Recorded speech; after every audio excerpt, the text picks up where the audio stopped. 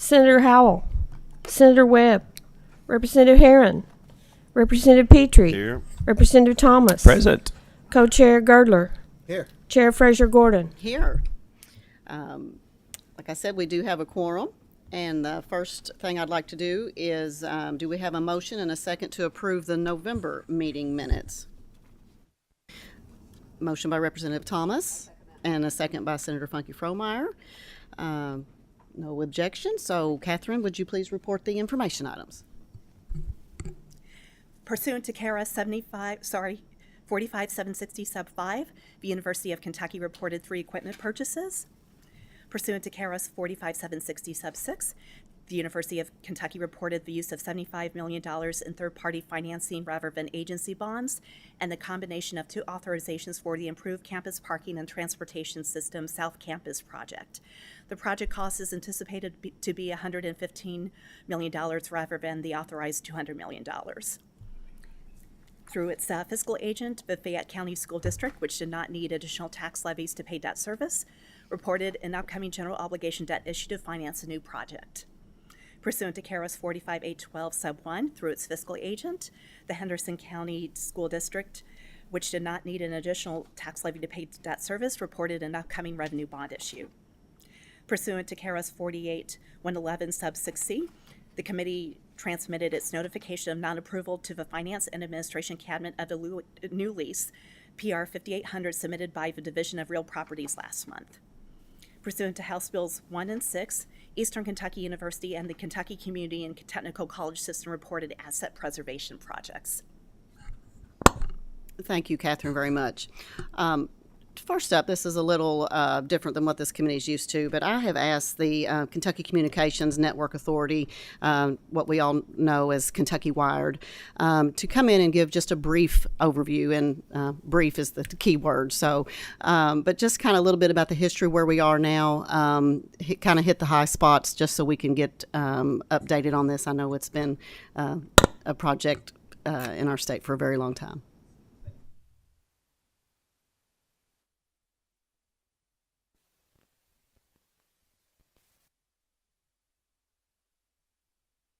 Is your microphone on? Now we're on. You know, it's always a bad sign when Could the you bring it a executive little director of a closer? tech agency I'm sorry. Doesn't know how to operate the tech. That's a bad sign, but let's not pay attention to that. As I said, I'm Doug Hendricks. Excuse me, I'm the executive director of KCNA, the Kentucky Communications Network Authority. We're the state agency charged with oversight of the design, construction, maintenance, and operation of the KCNA-KyWired network. With me is Greg Gatson. He's our chief operating officer. So as a quick background, just as a reminder, we're a statewide fiber optic network. We're in all 120 counties. We have multiple offices in our larger counties. Sites are what we call them, that's the term. We have at least one location in every county, including the rural counties. We primarily serve state agencies, executive branch agencies, COT served agencies. But we also serve our public universities, you know, UK, EKU, I'm an alumni of. KCTCS and the Administrative Office of the Courts has recently joined the network. And the number of the locations we serve, which Greg will give you those numbers in a moment, that number moves a little bit. As we add sites, COT will ask us, you know, can you add this location? We also have sites that move. So that there's an ebb and a flow to the number of sites that we have. And like I said, Greg will give you a quick construction and migration update and let you know where we're at with that. And then I'll close with an update on our capital projects. Good morning. As Doug said, I'm Greg Gatson. I'm the Chief Operating Officer of KCNA. And as Doug hit on earlier, KCNA-KyWired provides services to the state government offices, public universities, the community colleges, and other public customers. Kentucky is the first state in the nation to build a statewide open access fiber optic cable network to each of its counties. Construction began in 2016, and I'm pleased to report that the physical fiber construction for the entire 3,400-mile-long KCNA-KyWired network is complete. 100% of the backbone fiber in all rings are now fully operational, including the backbone fiber in Ring 4, which is in the far western part of the state. And that only leaves the acceptance of the fiber test results and exchange of construction drawings with some of our third-party partners that built a portion of the network in Kentucky. We recently finalized acceptance of the MuniNet A IRU, which included construction of both the core and lateral segments in Caldwell, Hopkins, and Muhlenberg counties. And we are actively migrating circuits in the eastern part of Ring 4, which is all sites east of Henderson, Madisonville, and Hopkinsville. Our focus now is on completing the third-party MuniNet B IRU, which is focused on circuits in the far western parts of the state, including the counties of Ballard, Callaway, Carlisle, Graves, Marshall, and McCracken. Once we've completed all contractual obligations of this IRU, we will complete the migrations of the remaining circuits in the western part of Ring 4. Work in this far western part of Ring 4 was impacted by the late 2021 tornadoes, which severely damaged areas in which construction had already been completed. The tornadoes damaged some customer sites so severely that they had to find other places to conduct business. And some of those sites were places where we had already completed construction, so we had to design and build new routes to those customers. This area is now our number one priority, and we're working closely with MuniNet to bring this project to completion. As far as migrations are concerned, we've grown our migrated customer base by 25% over the last year and now have migrated a total of 552 circuits to the network. That's more than 70% of the 773 planned customer migrations. COT managed offices, which as Doug said, include CHFS, the Transportation Cabinet, and State Police Posts, to mention a few, are Kentucky Wire's primary customers and represent 434 of the 552 migrations we've conducted so far. 60 KCTCS circuits, the main campuses of 5 universities, 2 regional university campuses, and 40 administrative office of the courts judicial centers have migrated onto our network as well, and all are moving forward to migrate 100% of their customers to our network. Our customers, thankfully, have had positive things to say about our reliability and the connectivity of our network and the speeds that they're obtaining now. And we look for ways to continue to improve our customers' experience. We continue to receive inquiries from other agencies that are not on the network today about migrating to our network, and we're always looking for ways to expand and improve broadband connectivity across the Commonwealth. Any questions? Okay, thank you very much for that. That was very helpful. I do have just a couple of questions, and then I'll open it up to others for some questions. But it's my understanding that this was described as a middleman or a middle Mile network. And I was wondering if you could just kind of give a definition of that. Sure. Greg. Yeah, a middle mile network is the network that connects the last mile providers, the ones that most customers deal with on a day-to-day basis, the ones that bring internet to you as the individual or as an individual business, you buy your service from a last mile provider. Those providers need access to the internet, and the internet is a collection of servers, and that is not something that you're connected directly to. You have to have a path between your last mile provider and the internet. A middle mile provider, that is the sole purpose of what we do. We provide a network that allows the last mile providers to connect to the greater global internet.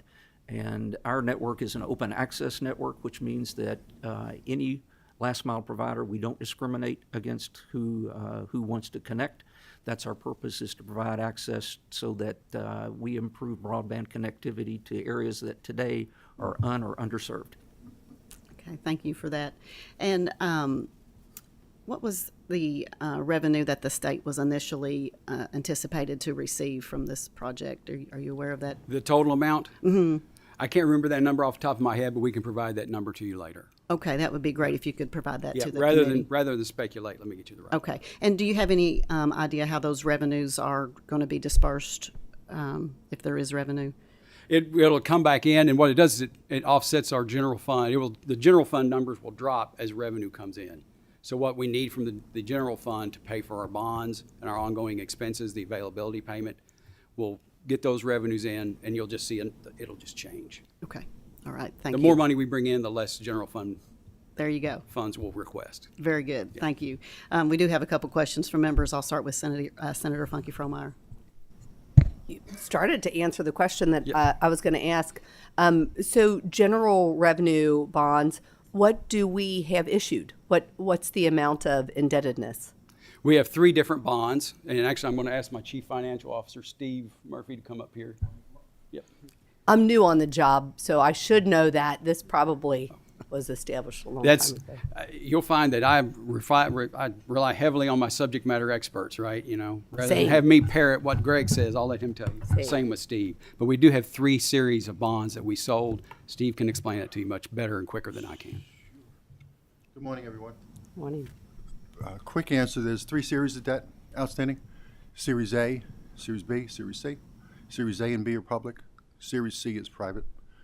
Total issued was 231 million Series A, 57 million Series B, 15 million Series C, which adds to about 306 million. There's about 290 million left outstanding.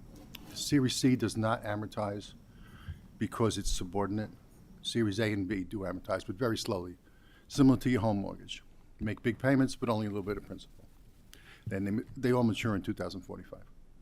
So then, in kind of a response to Representative Fraser Gordon's question, then it sounds like we've only brought in about 16 million in revenue to retire some of that debt. 290 from 306. No, we've amortized 16 million. We make payments every year, and I don't know the number exactly, but a little bit north of 20 million. Most of that is interest. For instance, our most recent payment, we pay quarterly. Our most recent payment our upcoming payment, January 1st, we pay $900,000 in principal on Series A, and the rest is interest. And it goes up. It amortizes, flat amortization over time. But like I said, similar to your mortgage, where you pay a lot of interest in your first few payments, that's where we are. We've been paying for about 9 years, and it'll ramp up, but we've only amortized 16 million. And then follow up to sort of that progress question on the revenues versus the spend. You mentioned Ring 4. Again, this is my ignorance. How many rings do we have, and how many rings are underway?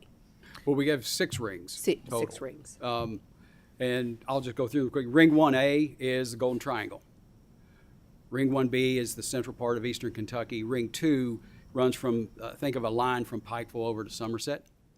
Ring 3 is kind of that central part of Kentucky centered around E-Town. Ring 4 is everything east of I-65. West. West. How about let's go west? I thought you said west. Let's do west. And then Ring 5 is from northern Kentucky to Ashland. I'm most concerned about Ring 5. Literally, as I was driving here today, I was pressed on a KCTCS member of the challenges of our students having to sit in a library parking lot. So ironic that this would be on our agenda today, but I think that we've got a lot of clamoring constituents. Right. Yeah. And Greg, do you know how many KCTCS locations we brought on in Ring 5? I don't know that I could get you the number that had been brought on in Ring 5. As far as I know, everything in all of the KCTCS circuits in Ring 5 have been turned up. And that is one thing that we do provide.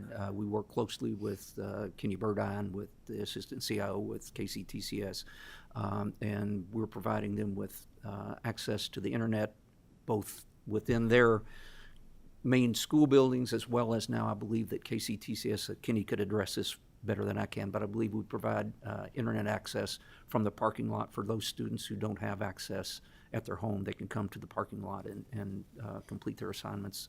Yeah, remotely. candidly, that was my surprise when I was in Brooksville, Kentucky, the quantity of people in the parking lot of the library. I was surprised, and I didn't know what was happening there. And KCTCS, I mean, Kentucky Wire does provide that service to Yes. KCTCS. Thank you. More for me to learn. Thank you. Representative Thomas. Appreciate y'all being here this morning. Question: Who's on the KCNA board of directors, and then how are they appointed? Are they appointed by the governor, or do y'all? It's set by statute. Set by statute. It's set by our statute. The chair of our board is John Hicks, the secretary of the governor's cabinet. We have a representative of the Office of State Budget Director, a representative from the Center of Rural Development, the Commissioner of the Department of Local Government, the Secretary of Transportation, Economic Development, and Justice. Okay. And then their terms are 2 years, 4 years? It's however long they're It just- on. So, like whenever the last Secretary of the Justice Cabinet resigned, Secretary gotcha. Jackson came Okay. on and took his place. Okay. Are officially. there any leftover from when this was implemented, or because I guess we've had some different administrations between Steve Beshears No. and Bevan, so they're okay. All right. Thank you. Senator Howe? Thank you, Chair. Couple of questions. I think I followed most of that. Google Translate didn't help me with some of that stuff. But from a migration standpoint, when you talk about these entities migrating, they're just taking all of the data, all of their internet access, all of that, and running it and linking it through you. Yeah. Correct. So, a couple of questions, if I may. Absolutely. And you may have to help me with the question in order to be able to answer it. So don't be afraid. But was this middle mile section, was it ever intended to have any private users? All I heard you talk about were, and I may have missed some of it. If I did, correct me. All I heard you talk about were taxpayer-funded entities that were migrating in. The network's built at approximately twice the capacity that they estimated the state would need over the term through 2045. And there is a opportunity, because it's an open access network, for third parties to come on and be a part of that network, internet service providers. And that was the idea. Those internet service providers would be able to use that additional capacity that we have, and then they're the ones who spread out broadband to the citizens. Do you have any private ISPs that are using your service now? No. Is there any ongoing discussions, to your knowledge, with any of them? Well, we have a wholesaler that's supposed to be handling that, and we're not aware of any discussions going on at this time. How does the wholesaler thing work? They're a vendor, just like anybody else. Sure, because that's not what you do. Is to go Right, and do. it's to Sure, that makes commercialize. sense. So that was their goal, was to commercialize this dark fiber with ISP so that they could expand broadband to the So I'm Commonwealth. guessing this wholesaler's not paid a commission; they're paid a flat, or It's a revenue share calculation, depending upon the type of service that's sold. If it's dark fiber, we get 90% of the gross. And so their take from it is that 10% of that gross. all right. Thank you. Thank you. Representative Petrie? Thank you. Thanks for the overview of the presentation. Refresh. This issue's been around with different names for several years. Lots of questions. I'm going to focus on one area just for a moment that was asked about before the last gentleman sat to the table. On the revenue side, if the chair is good with this, I'd request that it come back to the committee. Hopefully by the end of the year, you should already have the following information. So when this project started, what were the projected revenues? And what were the types of sources of those revenues? For instance, K through 12 education, higher education, public entity, private entity, ISPs, private entity, wholesale, sale. What were the expectations? What were those projections when this project started? Okay. And then measured up against annually for those projections annually of what the actual revenues have been per sources. Okay. We can So do we that. can see how the projection matches up to what in fact has occurred. And then is that doable? And that Yeah, I should be think we can stuff do you that. already have. Yeah. And then if I may, one more. I know at one point in time there were projections of revenue from the project might actually start to have a palpable effect on the requirement of general fund coming in around FY25. I'm wondering whether that tipping point still appears to be FY25 or no, that's already occurred, Petrie. We're all good already. We're already on a good downward trend, or no, that tipping point, that critical mass is in 26 or 27 or wherever it might be. Do we have any idea about where that tipping point will take place, where the general fund call will be considerably less or start a true downward trend? We don't have anything concrete. That fiscal year 25 number that I believe was what was testified to during the end of the Bevan administration by our then executive director, Deck Decker. That was information that was provided working with the wholesaler. The wholesaler told your body In the broadband, then it would be 2032 before they would see positive revenue. Yeah. I don't have anything anything better than that. So, if I may, so in asking for that projected and actual on revenues annually and by source, if you could give us an updated projection estimate of when that tipping point will occur. Thank you. Thank you. Okay, Mr. Thank you, we'll do our Chair. best to get that to you. Thank you. Seeing no further questions, I appreciate you all being here and presenting this information to us. Thank you. Thank Y'all you. have a happy holiday.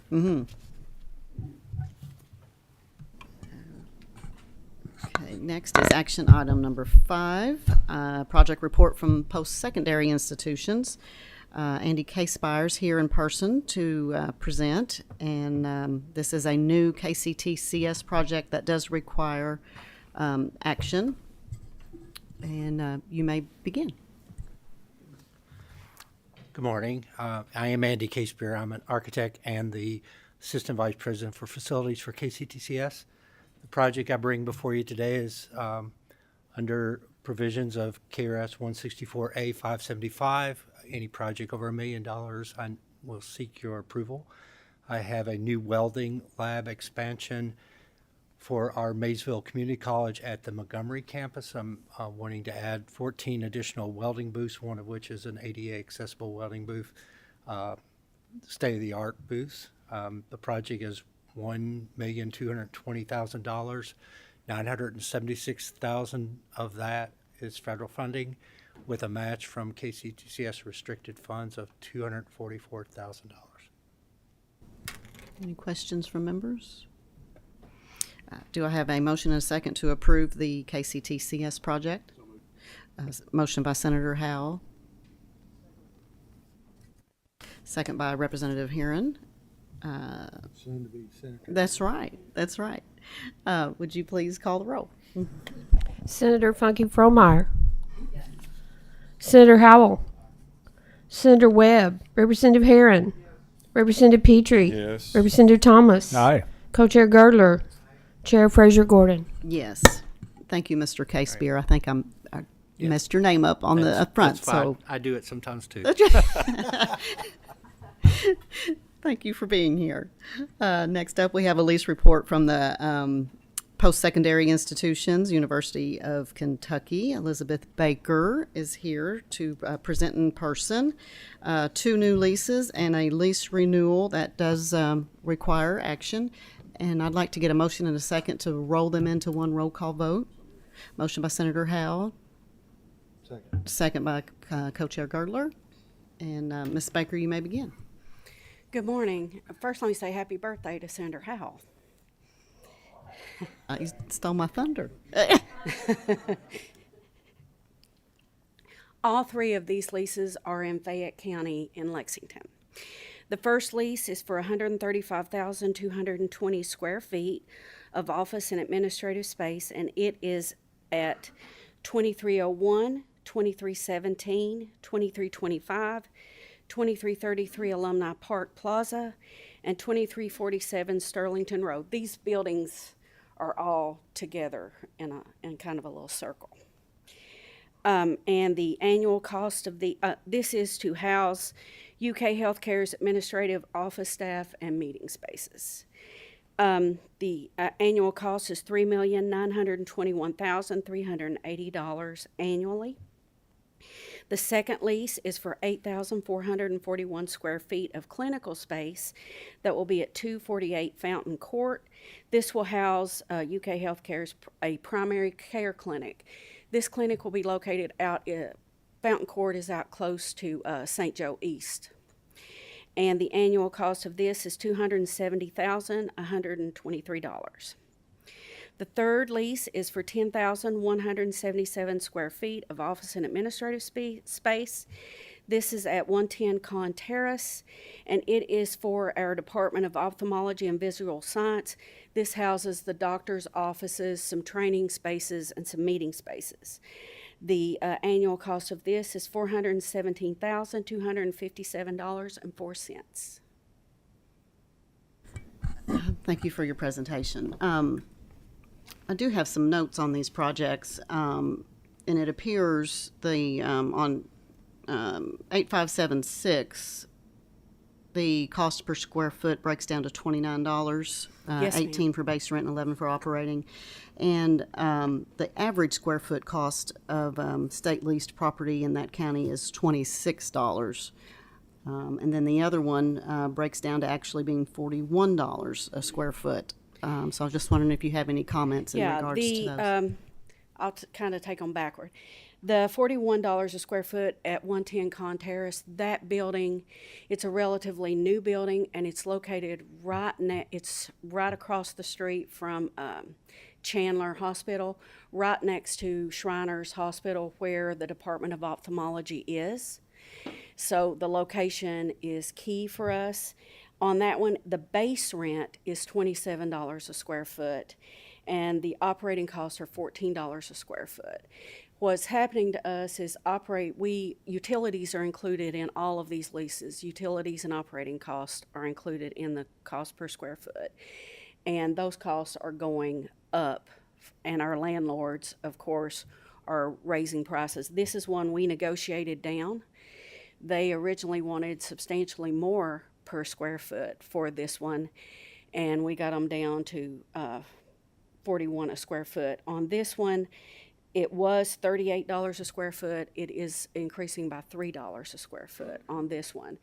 And if we hadn't negotiated, they wanted $10 a square foot, which we would not pay, basically, is where we were. So that one was an existing lease that you renegotiated? Yes, the lease had run out, and so it was time to renegotiate. Was it opened for public bid, or was that renegotiated with the current leaseholder? It was renegotiated with the current leaseholder, and we done a kind of a survey of areas in that available spaces in that area that could accommodate this, and there were none, so we renegotiated with them. Okay. It's because these are the I didn't mean to interrupt you. No, I just wanted to make a comment, because it's my understanding that if there is an increase in the rate, that there is a opportunity for public, you advertise that publicly. There is a provision, I think it's in 164A. Oh, I can't remember the exact statute number, but I will get that to you. That provides that we can renegotiate a lease after it has at the end of a term when it's expiring. On this one, we would have issued a RFP if we had not been able to come to terms with them. Okay. Any other questions from members? Okay. Do I have a motion and a second? I'll make. Motion by Senator Girdler. Second by Senator Howe. I was going to make the motion because I know that Senator Funky Fromeyer will be proud of you for renegotiating after that, and so I'm saying that comment just for your sake and hers. Thank you. Okay, Madam Secretary, please call the roll. Senator Funky Fromeyer.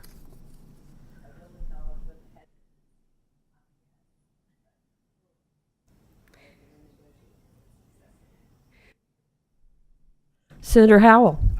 Senator Webb. Representative Herron. Representative Petrie. Reluctantly so, and if I may, Madam Chair, it's not on these particular ones, and this committee's hit this multiple times, but you have to start wondering if rates are going up tremendously in densely populated areas, whether the bids and the inquiries ought to go further out to adjoining counties for functions of government that could be conducted not in the same location or in the same city. Some of these may not be amenable to that, but we're going to have to look and make sure we don't get stuck with high rent and high rent areas rather than the same functions being performed in lower rent areas. And that's a reluctant yes. Thank you. Representative Thomas. Aye. Co-Chair Girdler. Aye. Chair Fraser Gordon. No. The two leases are approved, however. Thank you, Ms. Baker, for being here. There were, okay. Okay, thank you. Are we good? Okay. Next, we have a project report from the Finance and Administration Cabinet.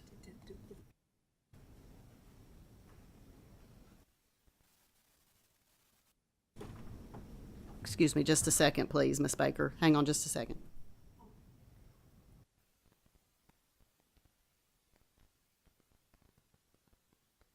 Okay, sorry about that. Yes, we are good. We're moving on.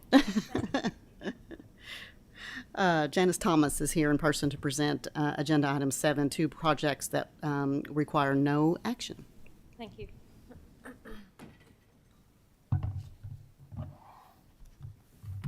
Good morning. I'm Janice Thomas, Deputy State Budget Director, and as y'all see on the agenda, there's only 2 projects. The first one is an emergency maintenance or replacement project for the Justice and Public Safety Cabinet, Kentucky State Police, the Supply Branch Facility Fire, July 2024, in the amount of $2,430,500, funded from insurance proceeds, and the 24-26 maintenance pool. The majority of the funding, a little over 2.4, is going to be from insurance proceeds, and only about $10,000 is going to be funded from the maintenance pool to make up the difference. On July 26 of 2024, the State Police Branch Facility located on 94 Airport Road in Frankfort received fire and smoke damage to the entire facility. The project will include structural, electrical, roof replacement, construction of warehouse office space, and HVAC replacement. The authority for this project is 45,750 1G and 45,780. The next project is a pool project in excess of $1 million. The Cabinet for Health and Family Services, Behavioral Health, Developmental, and Intellectual Disabilities Central State Hospital Building Automation System Upgrade project in the amount of $2,202,600, funded from 2 pools, the 2022 and the 24-26 maintenance pools. The project will upgrade and modernize the building automation system to enhance the comfort of the facility and improve security. So we're talking HVAC system and some mechanical, electrical, and lighting within that project. The authority is pursuant to Part 2, 4 of the budget bill. And this concludes my presentation. I hope you all have a happy holiday, great time with friends and family, and I will see you next year. Thank you very much. Thank you. Again, those require no actions, and I see no questions from members, so thank you. Thank you very much. Okay, Natalie Bronner is here remotely to present Agenda Item 8, a lease modification that does require action. And Ms. Bronner, if you're there, you may begin. Yes, thank you so much, and good morning. My name is Natalie Bronner, and I'm the Director of the Division of Real Properties. I have one item today, a lease modification for PR 3567 in Perry County. This is on behalf of the Energy and Environment Cabinet for the Department for Natural Resources. Pardon me. Per KRS 56813, the proposed lease modification is for an increase in square footage at the same terms due to the need for more space for staff and training. This increases the square footage by 7,303 square feet for a new total of 13,061 square feet at $8 per square foot, with a new annual total of $104,488 with a term through June 30th of 2027. This lease is being reported pursuant to KRS 56823 since the lease modification exceeds $50,000. Okay, thank you. I do have a couple questions. Okay. So you had mentioned that they are adding staff. Is this in regards to a new project, or do you know why the staff is needed in that area? Sure. So they're actually not adding staff, is my understanding, but they had staff sharing offices and sharing a lot of space there, so they didn't have enough room for their existing staff, and they also do training there for mine safety. So they train the public, and so that's why they need the space. Okay, very good. Thanks for clarifying that. Yes. Any other Representative Petrie? Thank you, Madam Chair. How many staff are being singled rather than doubled up? You know, we got over 7,000 square feet, I think I heard. So office space, not that much. So how many are being doubled up and how many are being relieved with this addition? So I do have someone on from the Energy and Environment Cabinet. It's my understanding in some cases there were 6 staff in certain rooms. So I don't have their exact numbers in front of me, but I believe Stacy Perry's on. She may have those exact numbers for us. So, and that'll be great if she's there. Mm-hmm. How many staff are at that location? And how many feet do we have right now? And this will increase us to what? And we will have how many staff members once it's increased? So currently they're in 5,758 square feet, and they're adding the 7,303. Okay, and how much of that additional, if I may, I'm sorry, how much of the additional space is actually for office space and how much is for training?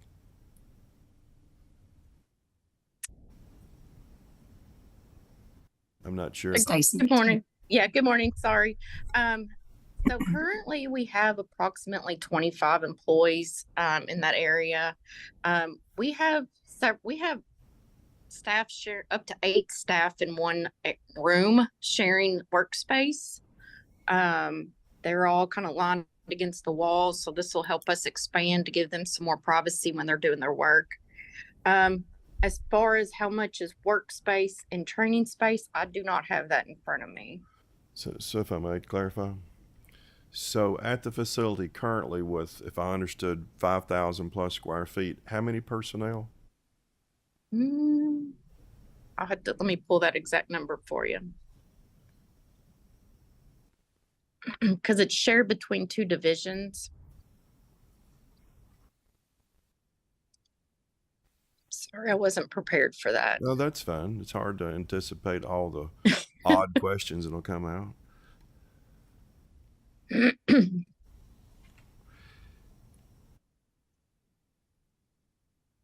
And if it's not something that's readily available, I'd at least like to see it after the fact of the square footage current, how many employees, personnel in that footage current, with the expansion, how much is actual office space versus other space, and then how many personnel we would have at the end of that expansion of office space.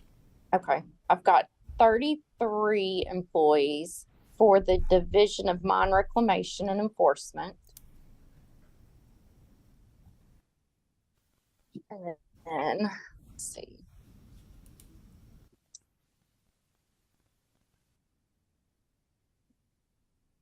Then Mine Safety is another large group, so 33, and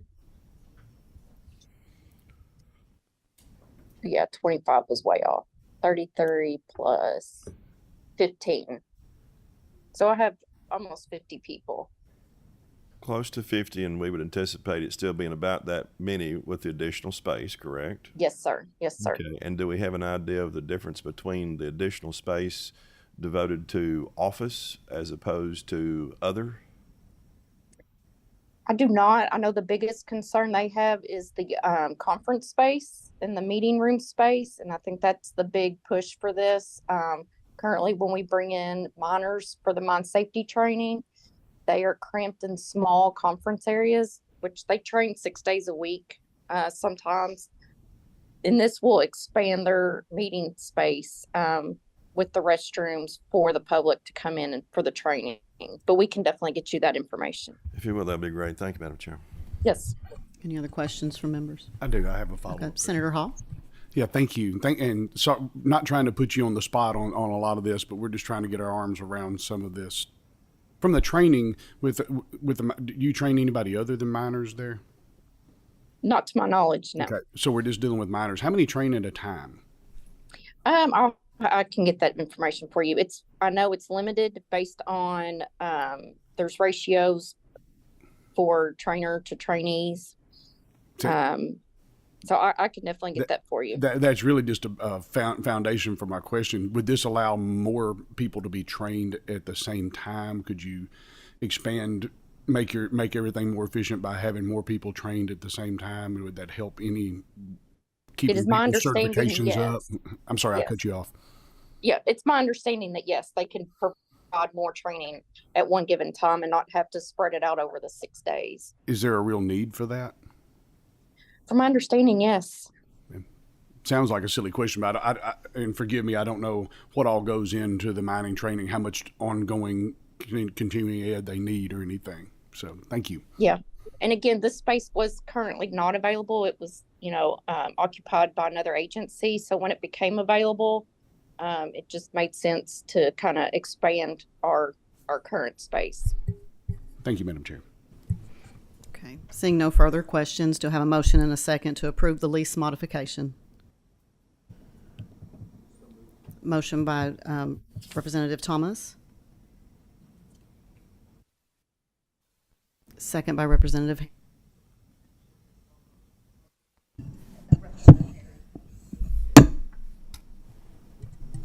Senator Funky Fromeyer. No. Senator Howell. Thank No. you. Senator Webb. Representative Herron. Yes. Representative Petrie. I don't want to not respond. I think I have too many questions left on this. I'll be a no at this point. I'd like to get the questions answered and understand better. Thank you. Representative Thomas. Aye. Co-Chair Girdler. Aye. Chair Fraser Gordon. I'm sorry. No.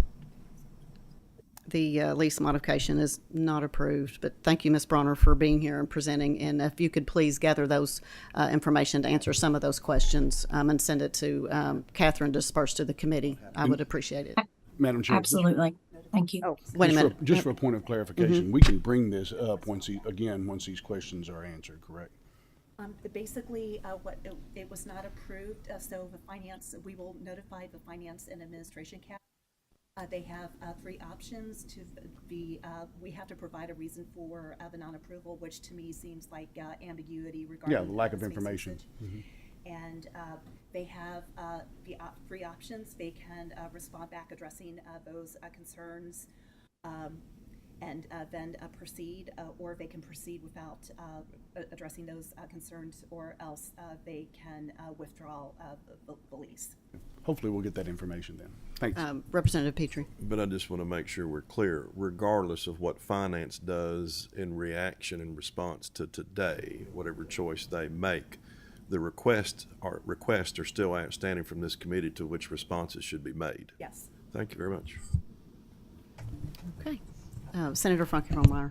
And I didn't provide an explanation, but I do want to acknowledge that what we're referring to is our taxpayers to please contribute from $46,000 to $104,000. And when we ask the question about the point of reference to accommodate additional staffing, but then what is shared is that we in fact are not bringing on additional staffing. As a small business owner, and I rent commercial space myself, I know that there is a tremendous amount of vacant commercial space. And then the point being made that now that this space has become available, we're going to take it. That's alarming to me. Adding an additional 7,300 square feet. I know we're sitting in a room that's nowhere near that size, and we've got quite a bit more capacity for some minors in this room. It's just incredibly alarming, and I never ever lose sight that this is myself and my kids and my grandkids' money that we're spending. And I think we just have to be so much more diligent, and I'm really grateful for the work that you do. I'm just very surprised at this, and I do believe that we need more clarity. Thanks. Any other comments, Ms. Bronner? No, thank you all so much. We'll get that information back to you, no problem. We appreciate and appreciate you being present on the call. Absolutely, thank you. Sandy Williams is also here remotely to present Agenda Item 9, 6 loans requiring action, and I would like to have a motion and a second to roll those into one roll call vote. Motion by Senator Howell. Second by Co-Chair Senator Girdler. And Ms. Williams, you may begin. Thank you, Chair Fraser Gordon and members of the committee. I'm Sandy Williams, Executive Director with the Kentucky Infrastructure Authority. Pursuant to KRS 224A100, the authority does have the 6 loans for the committee's review today. First, the City of Edmondson's Fund A Clean Water State Revolving Fund loan in the amount of $977,500 is for their wastewater treatment plant wet weather retention improvements project. The project will construct a 1 million gallon wet weather retention basin at the existing treatment plant and will convert an existing unused basin for use as a retention basin to capture and hold excess flows during significant rainfall events. This will be a 30-year loan with a 0.5% interest rate and was approved at the Kentucky Infrastructure Authority's December 5th board meeting. The next project is in our Fund B program, the Infrastructure Revolving Fund. The City of Midway's Fund B loan in the amount of $250,000 is for the I-64 water line extension project. This project will construct an 8-inch PVC line to connect the city's 500,000-gallon elevated water tower to the town of Midway. This will be a 20-year loan with a 2.25% interest rate and was approved at the December 5th KIA board meeting. The next 4 loans are under our Drinking Water State Revolving Fund loan program. The first 2 for Northern Kentucky Water District are for the same project using 2 different types of funding. First is F24008L. The Northern Kentucky Water District's Fund F loan in the amount of $5 million is to fund the lead service line replacement portion of the district's Newport water main and full lead service line replacement project. The total project involves water main replacement of older, unlined cast iron water mains with lead joints that have a high rate of failure, and also will evaluate approximately 578 households for lead service lines. The district does expect needing to replace approximately 520 of those lead service lines. This is a 20-year loan with a 0.5% interest rate and was approved at the December 5th KIA board meeting. The second piece of this loan, F25-008S, again, is to the Northern Kentucky Water District. This Fund F loan amount of $3,305,825 is to fund the water main replacement portion of the same project.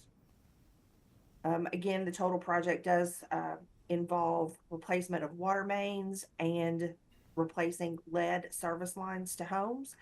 This will be a 20-year loan with a 2.25% interest rate and was approved at the December 5th KIA board meeting. Next, the City of Corbin, their Fund F loan in the amount of $2,923,968 is for the Corbin Water Treatment Plant Sodium Hypochlorite Disinfection Facility project. This project is for the design and construction of a new disinfection facility for the water treatment plant, including a new bulk storage building with 8,000 gallons of bulk storage, day tanks, chemical feed pumps, process piping, and typical facility appurtenances. This is a 20-year loan with a 1.25% interest rate and was approved at the KIA's December 5th board meeting. And last, the Laurel County Water District number 2, their Fund F loan in the amount of $400,000 is for their lead service line inventory project. The project includes a comprehensive inventory of service connections within the system to determine the service line material on both sides of the meter. This will be a 100% principal forgiveness loan and was approved at the December 5th KA board meeting. And that's my report today, Madam Chair. Okay, thank you for that report. I do have one question. As you mentioned, there are 2 loans related to that one project in Northern Kentucky. And I noticed that there is no engineering firm listed, but there are engineering costs included in the summary. And I was just wondering, is this an oversight, or if you could comment on that? Yes, ma'am. Oftentimes, Northern Kentucky Water District does their own in-house engineering. So I guess I should start with, I'm not certain. Okay. Of the answer. Okay. Oftentimes I have seen Northern Kentucky Water District include their own in-house engineering, and force account labor is an allowable cost. I do not know if that's this situation. I'd be happy to explore that further. Okay, please. And if you could get that back to the committee, that'd be great. Yes, ma'am. Any other questions from members? Okay, seeing no further questions, do I have a motion and a second to approve the 6 KIA loans? Motion by Senator Howell and a second by Senator Funky Fromeyer. And Madam Secretary, please call the roll. Senator Funky Fromeyer. Senator Howell. Senator Webb. Representative Herron. Representative Petrie. Yes. Representative Thomas. Excuse me. Co-Chair Girdler. Excuse me. Chair Fraser Gordon. Yes, ma'am. The 6 KIA loans are approved. And again, thank you, Ms. Williams, for being here. It's a pleasure working with you. Thank you and happy holidays. Okay. From the Office of Financial Management, we have a change in lineup. I think Steve Starkweather is here to present Agenda Item 9B and C, which is 2 new debt issues and a school district debt issue with SFCC participation that does require action, and the previous debt issue requires no action. So I would like to get a motion and a second to roll the 2 new debt issues into one roll call vote. Motion by Senator Howell and a second by Representative Thomas. And you can begin with the 2 new debt issues, and then after we vote on that, we'll continue with the previous debt issue, please. Okay, Steve Starkweather, Deputy Executive Director, Office of Financial Management. The first issuance we have for the committee's approval is $37.5 million Kentucky Housing Corporation multifamily conduit revenue bond. It's Echo Trail Apartments, Series 2025. This is a 265-unit complex in Warren County with a projected sale date of January 31st, 2025. Additional information in your packet is also included, but this is one of the conduit transactions. It's not a liability of the Commonwealth. Next up for the committee's approval is a $100 million Kentucky Housing Corporation tax-exempt and taxable single-family mortgage revenue bonds, 2025 Series A and 2025 Series B. This is the third tranche of bonds issued as a part of the $400 million in bonds authorized by the KHC Board of Directors on February 29, 2024. The projected split currently is $60 million of taxable, $40 million of tax exempt, with a projected blended true interest cost of 5.4% as of the date of the cash flows, with Bank of America serving as underwriter. Additional information regarding this financing is also included in your packet. Staff requests approval. Okay. Seeing no questions from members, do I have a motion to approve the new debt issues? Motion by Senator Funky Fromeyer. Second. Second by Co-Chair Senator Girdler. And Madam Secretary, please call the roll. Senator Funky Fromeyer. Aye. Senator Howell. Aye. Senator Webb. Representative Herron. Yes. Representative Petrie. Yes. Representative Thomas. Aye. Co-Chair Girdler. Aye. Chair Fraser Gordon. Yes, the 2 new debt issues are approved. And would you now please continue with the previous debt issue that, as a reminder? Okay, yes, this is an informational item. This is the second in the tranche of the KHC single-family mortgage revenue bonds. It's Series 2024E, dated November 14th, 2024. This was a negotiated financing which produced 4.847 true interest cost, with Bank of America serving as underwriter. Basically what KHC does is they commit these loans and they issue the debt to match the commitment of those loans so that they're not getting ahead of themselves, leaving money on the table. This is, as you said, an informational item. No action is required. Okay. Seeing no questions, you can continue with the FCC debt issue, please. Okay, last up is issuance for an estimated $7.14 million of Cumberland County School District building revenue bonds for Phase 2 of a new elementary.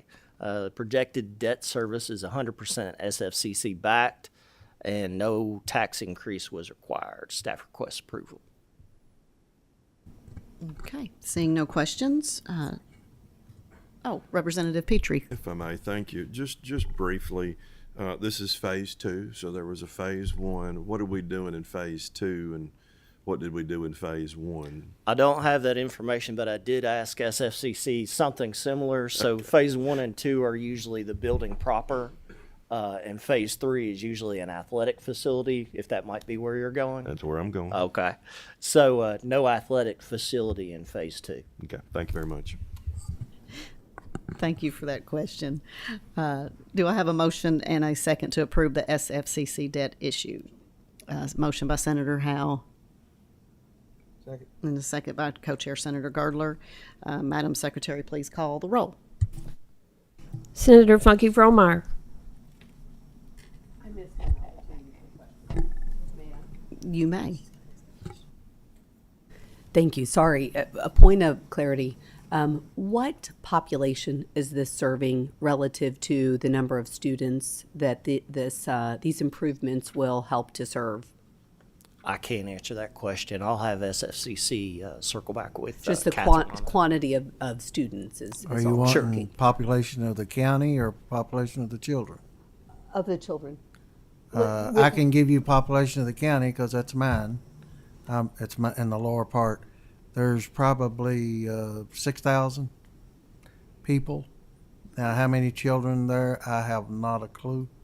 I'm receiving in my Senate district tremendous scrutiny on spending some expansion in schools. So I want to be very careful of understanding what I'm saying, approving. Yeah. I just know that this has been ongoing, and this has been one of their main questions with Cumberland County. And they house right in that area. There's quite a few chicken Tyson farms, and a lot of people work there with kids, and so I think they feel like they are kind of neglected. And maybe compared growing a to little Pulaski bit. County and Wayne County and Russell County and Clinton County. So, that's all. I can only answer it in that term, but as far as kids, I have not a clue. Our kids are number one. I get it. I'm a yes. Thank you. Senator Howell. Senator Webb. Representative Herron. Yes. Representative Petrie. Yes. Representative Thomas. Aye. Co-Chair Girdler. Aye. Chair Fraser Gordon. Yes, the SFCC debt issue was approved, and thank you for being here, Mr. Yes, Starkweather. Okay, that brings us to adjournment, but I did want to wish you a happy birthday to Senator Howe. Appreciate you sharing your birthday with us. And also wanted to, I will not be chairing this committee next session, so it's been a pleasure working with the staff. And we're all changing roles. I also got fired, and I think it was yeah. And I didn't argue with them, so I have enjoyed all these committee meetings. They put me back on it, and I think it's because of geographic. I can be here in an hour and a half, and it's not because of my knowledge; it's because I can be here. So, but yeah, I have enjoyed doing this, and I would. Happy birthday, but do you know this? Maybe anybody else. This fellow drives 3.5 hours for our meeting, 45 meeting On his birthday, no less. On his birthday, nowhere else I'd rather be. It was here, Key West. I was having trouble figuring out where I wanted to go for my birthday. So, and he's not the brightest guy in the world either. But thank you all, and Merry Christmas, and we are adjourned. Oh. Mm-hmm.